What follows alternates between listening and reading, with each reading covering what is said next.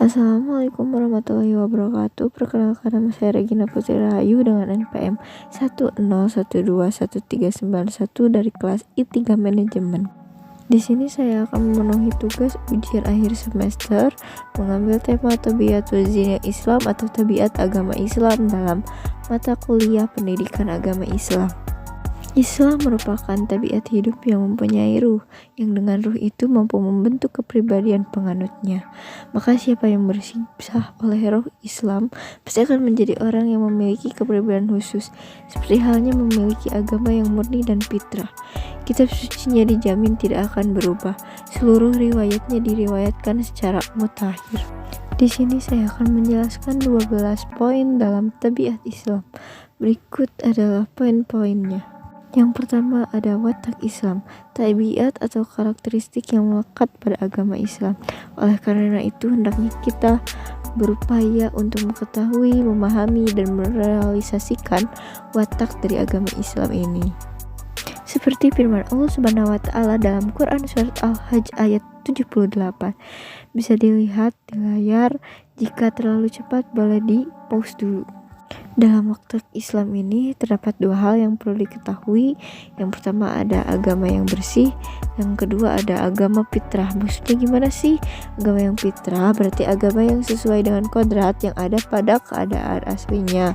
Jadi fitrah dalam diri manusia itu secara religius dimaknai sebagai umat Islam yang beriman. Fitrah pada diri manusia adalah Islam. Kemudian selanjutnya di poin 2 ada dian yang penuh dengan nilai dan konsepsi. Islam hadir sebagai ajaran yang membawa nilai-nilai perdamaian dan kebaikan. Seperti dalam firman Allah Subhanahu wa Ta'ala dalam Quran surat Az-Zukhruf, yang berarti dan bisa disimpulkan bahwa Al-Quran memiliki nilai yang tinggi dan penuh dengan hikmah. Kemudian poin ketiga di sini ada agama akhlak. Agama itu melahirkan akhlak, bahkan seluruh isi dari agama itu bersediakan akhlak. Baik itu tauhid, fikih maupun lainnya pasti mengandung akhlak. Agama bukanlah akhlak, tapi agama itu melahirkan akhlak. Bahkan seluruh isi dari agama itu bersendikan akhlak. Kemudian di poin keempat ada kebersihan dan kesucian. Kebersihan dan kesucian merupakan bagian dari kesempurnaan nikmat yang diberikan Allah kepada hambanya. Karena kebersihan merupakan modal awal dari hidup sehat, kesehatan merupakan nikmat yang tidak ternilai harganya. Poin kelima ada agama, ilmu, dan amal. Seseorang yang dinamakan beriman dengan benar harus bisa mengharmonisasikan antara iman, ilmu, dan amal, karena ketiganya merupakan tiga hal yang dapat meningkatkan kualitas ibadah seorang kepada Allah Subhanahu wa Ta'ala. Seperti firman Allah Subhanahu wa Ta'ala dalam Quran surah Al-Alaq ayat 1-5. Selanjutnya yang keenam ada agama, zikir, dan fikir. Pikir atau akal dan zikir spiritual dalam studi Al-Quran bagi para ahli agama Islam maupun lainnya pada dasarnya tidak hanya mengkaji dari satu dimensi dari filosofi saja, melainkan juga dimensi sosiologis dan spiritual. Kemudian di poin 7 ada agama, amal, dan harapan. Ajaran beramal dan kemudian berharap kepada Allah Subhanahu wa Ta'ala yang ditanamkan Islam kepada jiwa manusia menjadikan mereka pribadi-pribadi yang amilun mutafailun atau selalu beramal dan optimis. Selanjutnya di poin 8 ada agama, kekuatan, dan tanggung jawab. Setiap manusia hakikatnya adalah seorang pemimpin yang harus bertanggung jawab terhadap apa yang dipimpinnya dan segala amanah yang telah dibebankan kepadanya. Kemudian di poin 9 ada agama, kemuliaan, dan kasih sayang.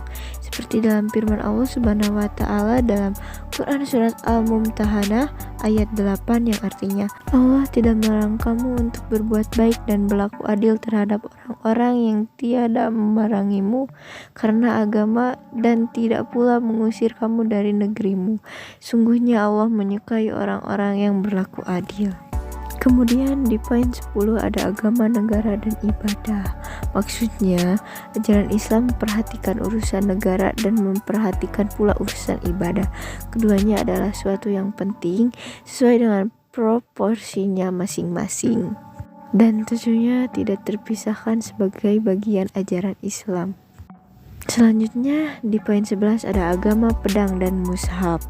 Maksudnya Islam memperhatikan kekuatan militer dalam rangka menjaga dan melindungi tegaknya nilai-nilai kitabullah.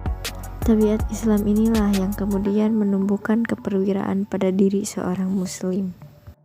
Kemudian kita berada di poin terakhir yaitu poin 12, yakni agama, gerakan, dan sistem. Ajaran Islam mengajarkan kepada umatnya untuk selalu bergerak dinamis, melakukan perjuangan demi tegaknya agama Allah SWT di muka bumi ini.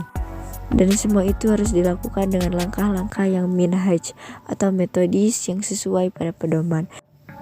Seperti firman Allah SWT dalam Quran surat Yusuf ayat 12, katakanlah, inilah jalan agamaku, aku dan orang-orang yang mengajak kamu kepada Allah dengan hujah yang nyata.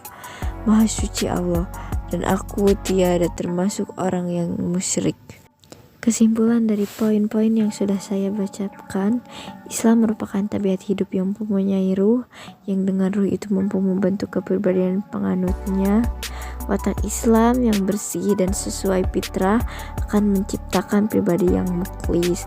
Dengan demikian, tabiat Islam sebagai dinul harokah wal minhaj ini akan mencetak pribadi-pribadi muslim yang harakiyun minhajiyun, atau kaum pergerakan yang disiplin terhadap metode yang benar.